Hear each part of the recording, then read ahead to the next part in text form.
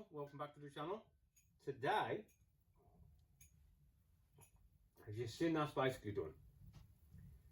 We've got one more job to make, and I'm going to take you along with me. And it's these aluminium pieces. These are what hold my rack to my rack support bar, which bolts to the back of the subframe. So I'll strip them off here, and we'll show you, shall I? Actually, no, I'll give you a look at them first.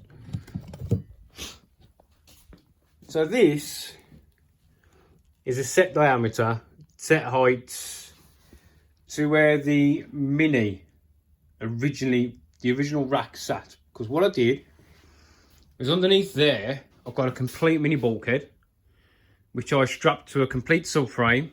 Then I made a jig off my table to hold the rack where it was on the bulkhead, then took the bulkhead away, leaving the rack and the subframe in their proper place.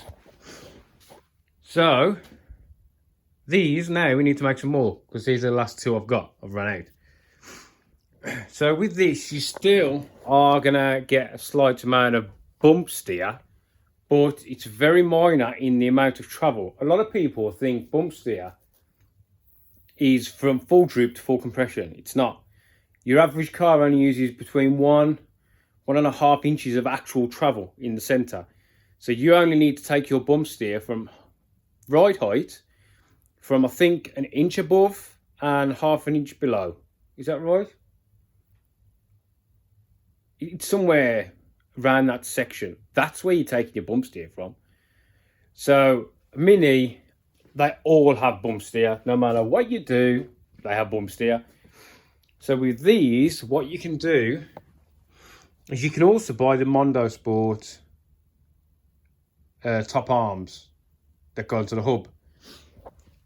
They're really good because you can literally shim the spherical joint. You can shim it down, the rose joint, to eradicate bump steer. And also, you can shim in there to bring these down if you needed, or you can shave a bit off to take this up if you needed. So you've got adjustment in that plane.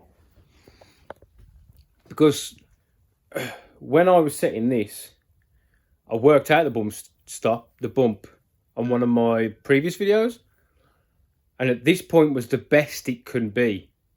So, well, it's a lot better than other people who just seem to think I can stick the rack where I want. When no, technically you can't just stick the rack where you want. It has to be in a certain position. It's like this knuckle joint here, yeah, corresponds to the two joints there. When this rack is in central position, so you've inserted your thing here. So a lot of people don't realise in there's a certain point. I don't know whether I'll be able to turn this. Yeah, see it? That ditch there lines up with that. It's threaded.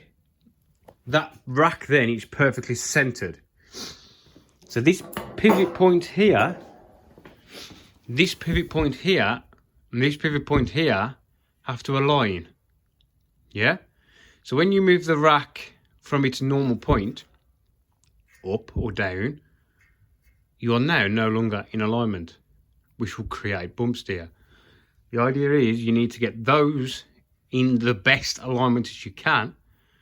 Then you can shim out with low, depending on how low you go, you buy the bottom ball joint droppers, which in itself helps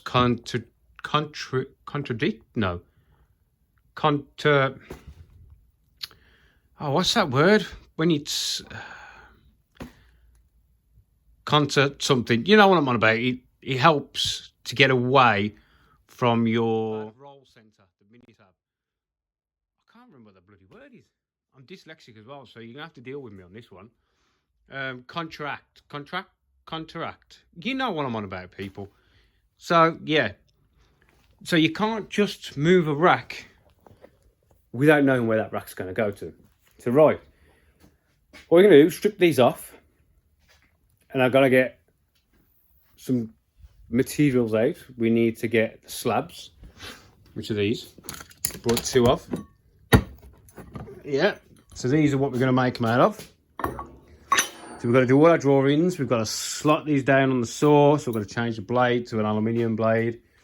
Then we've got milling to do. We've got lathe work to do. But as you can tell, the lathe needs a little bit of a clean. There's pretty much every sort of material you can get in there except for titanium and unobtainium. Mill's pretty clean. I kept that clean. Got to get my e-bike out. My beast. I love that thing. Right, so let's get the bike out, strip these off, and we'll go from there, shall we, people?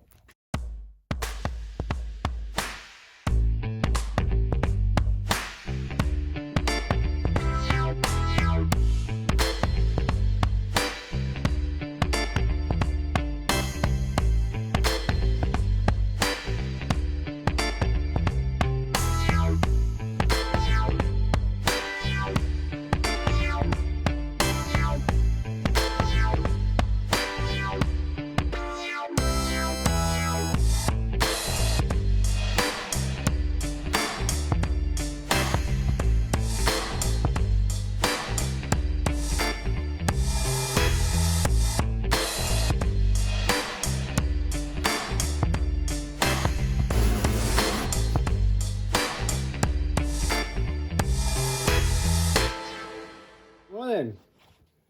So we've got them. Takes a while. So we've got these. And as you've seen, I've centered them all. Because we need them now in the lathe. I'm just going to go through them. Give them a little knock.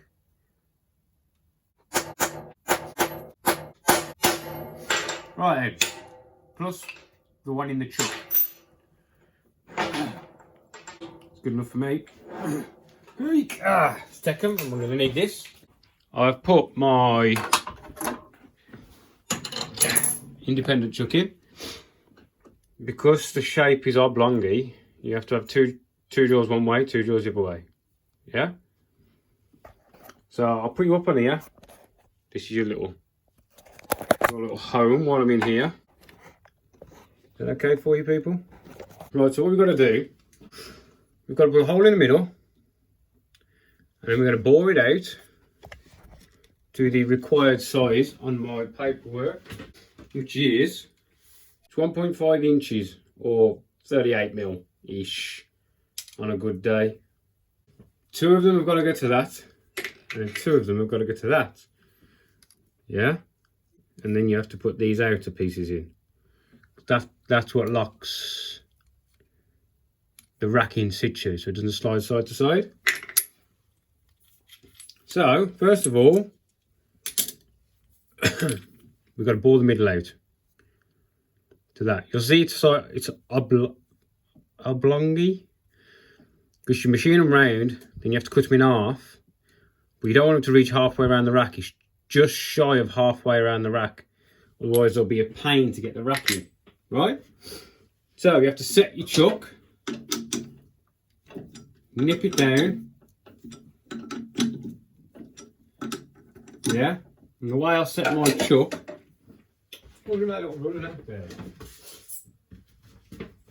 is basically you'll bring your tailstock in and hold the job in the centre. And then you get it sort of done. You get your ruler, measures the edge of your truck. Yeah, so I've got 41, 41, 27, 27. And there you know you're pretty much there. So I'll show you the start of the one and get them all done out. I need to turn the lathe on first. Dumbass. Right. Let's get some chips flying, shall we?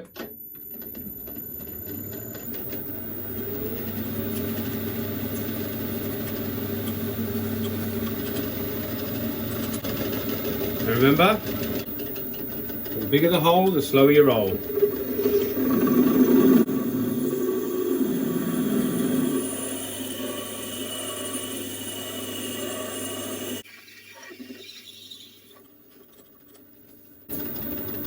Bring the carriage back.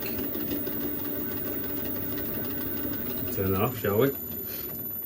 So carriage is coming back. I need to sort out my boring bar because the last time I used it, we had massive extension.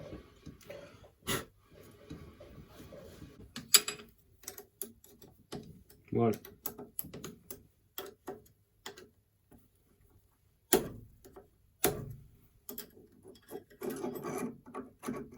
Do a quick clean while we got it out. Where's my tub of tips? You never have a big enough supply of tips. Yeah, you have big boxes of them, loads of stuff. Because you're always going to need these. Not cheap, these tips, you know. Right, get this back in. I'm going to take it right in. Beautiful, like that. You want to square it up.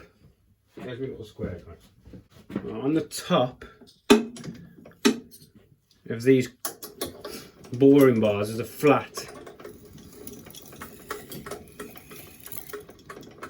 There's a flat on these.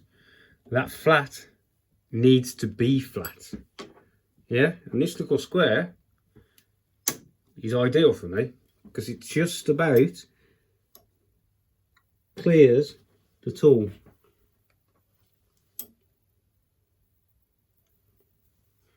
Tighten it up. And there we go. Push some chips with this now, because this is a 3/4 inch hole now. I really need to replace my 1 inch HSS drill bit, because that will make things a lot faster. Right, so we know that's 19 mil, yeah, and we want to get to 38 mil. So we've got basically another 20 mil to come off. We'll just check. That's 19.14. So that's 19.14, and we want to be. So we want to be 19 mil, don't we? 2 19s are 28, 38, aren't they? Yes.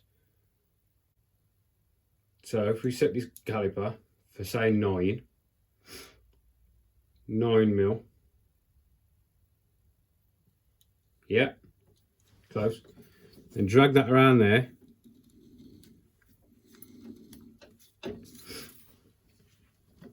There, I don't know whether you'll see that very well. Really should do it hanging you somewhere, much better. Well, basically now there's a line. And if we measure that line from side to side, that is 36. So that's close. That'll get us down to roughly where we need, close to where we need to be. So now what we're going to do is we're going to hog out some material.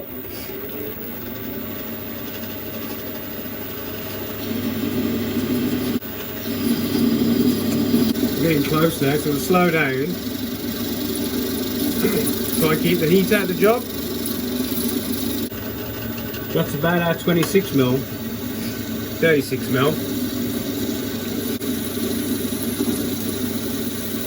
We're going to go through, we're going to stop here, we're going to reset my gauge to 0. Yeah? So now we know where we are. Back it out. Let's do our measurements, shall we? It should be around about 36-ish.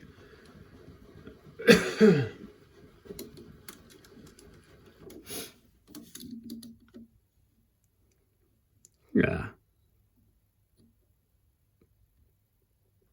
36.20.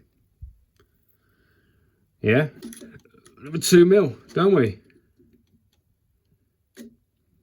Yeah. So bring this back to 0. And we'll go 1, 2 mil on the slide.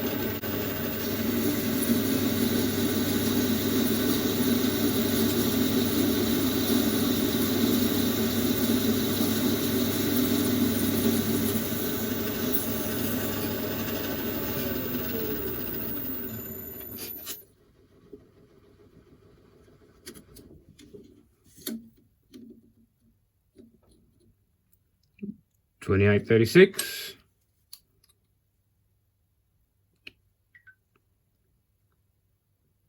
Thirty-eight, 36. Close enough for me, that one is. You know, we're talking minimal. So right, I'm going to do 4 of this style. I'm not going to chamfer it or anything. 4 of this style, and then we've got 4 of the other style. Right then. Right then, people. So we've done all the other 4 with the standard bore. Now this is one that's going to have a step in it. Right, like this. Yeah, to locate the rack, stop it sliding. So we've got this. This is a little bit bigger, this one. This is, what, 38.5 should be. 38.53. Yeah, can live with that. On that last pass, I zeroed my cross slide. So what we do now is we want to take our measurements from this. So our depth this way, inwards, 3 mil. Our depth this way is 3.5 mil. Yeah? So what I'm going to do is I'm going to come in here, touch off. I know I'm touched off here because I've zeroed my cross slide on the last pass. To get out of gear. So I know if I bring this into 0, we're on that axis. So I'm going to bring it out to touch, just touch up,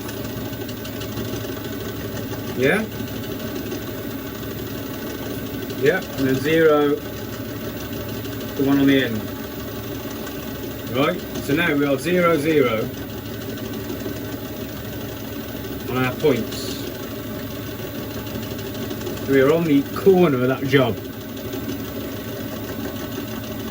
Yeah, we were right on the corner.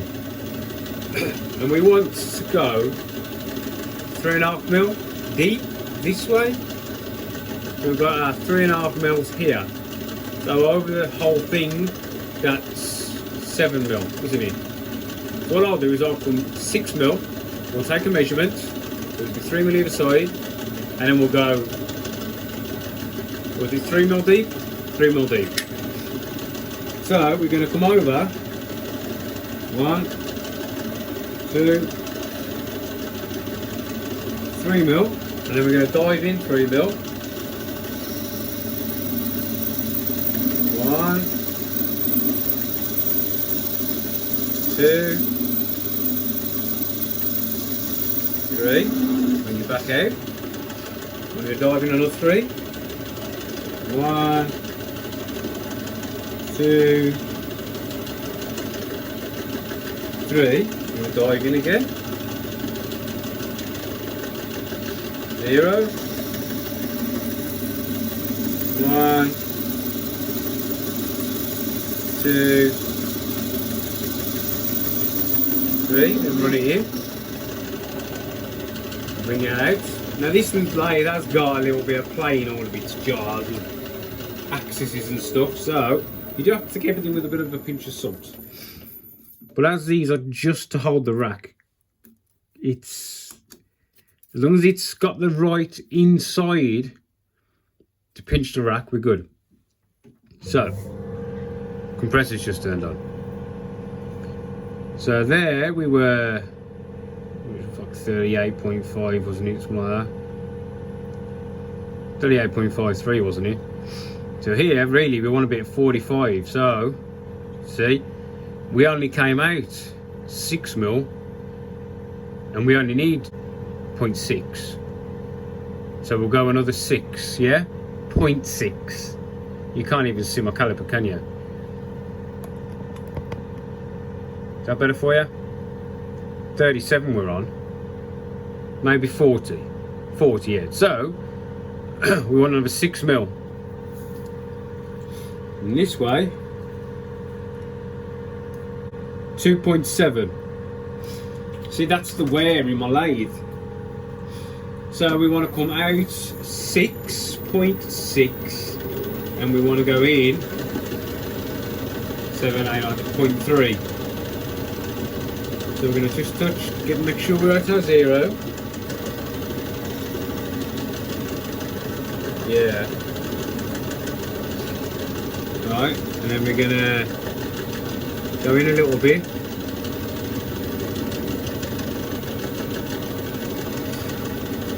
So we left at 20. So we want to go, oh, okay, now what was it again? 6, wasn't it? 6. Pull out. Back to 0. 1, 2, 3. We're going to add 2. Take a cut on the way out.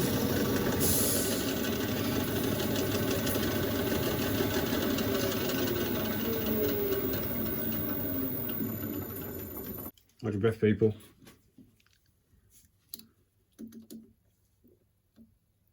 Oh, just a touch over, look. And that's because I backed it back out. 0.2, I can live with 0.2. I can definitely live with 0.2.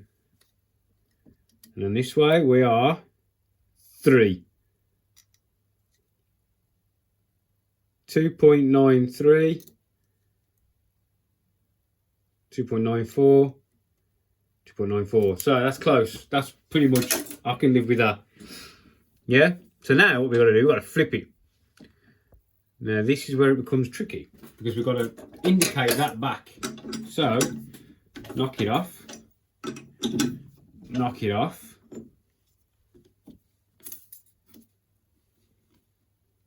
Get rid of the bits of shizzle and your dizzle bizzle. Drop it back in. Now there's no saying that this is going to be in the right place. Yeah? So what I do, just use your tool, take it in.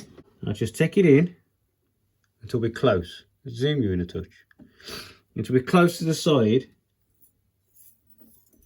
We are miles out. So we need to go that way. It's mad how just flipping something over can go so far out. That's close enough for me. So right, now we know our measurements. So check it in. Get rid of this bit of... Now this stock isn't the flattest. So I'll just put in, touch. See where we are on our 0. That's 0. Internal 0.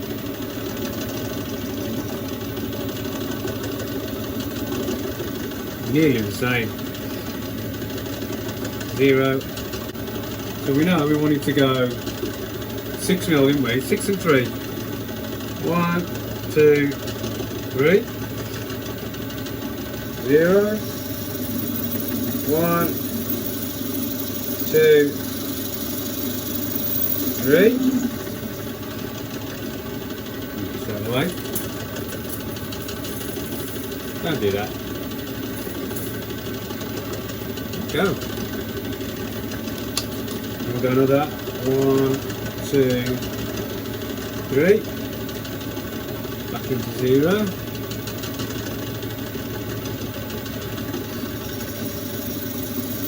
1, 2, 3. Run it in. Now we know this is going to be out. Just want to double check our measurements, don't we? Yeah. You always take some off you can't put it back on. Right, so we want to be around 45, don't we? So this is the same as the other one. Well, 3. So we want what? 7. And the last side was 6.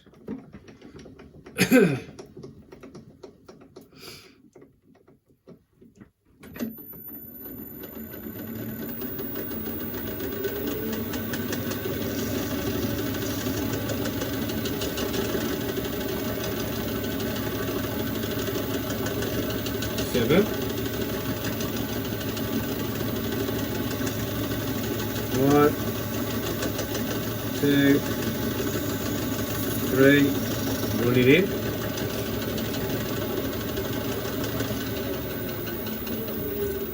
See where we are now.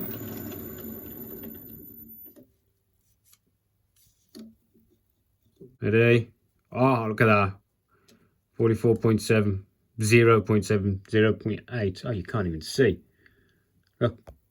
Yeah? So I can live with that. So yeah, one of them down. 3 more to go. Rock on, eh?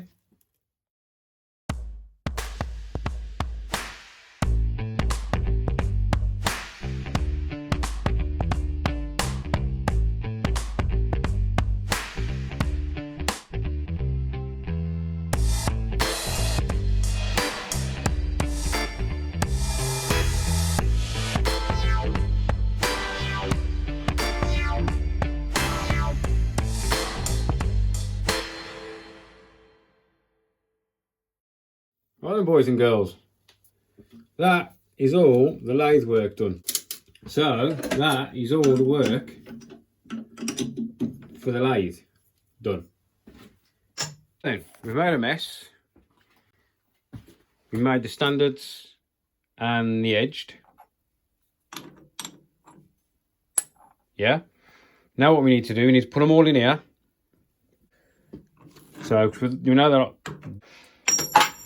Oh, for fuck's sake, man. Ugh.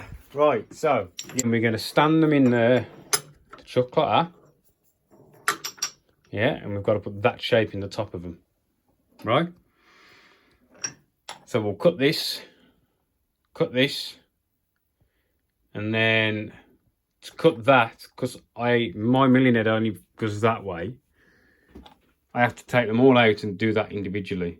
So I make a jig up. I mean, no. I suppose I could put them in. No, I'll just do them the way I know. Yeah, so we're going to cut that in. Then we've got to chop them all in the saw by holding on to that square. Which, yeah, it can be done. And then we'll put that edge in. But for now, I'm calling it a day.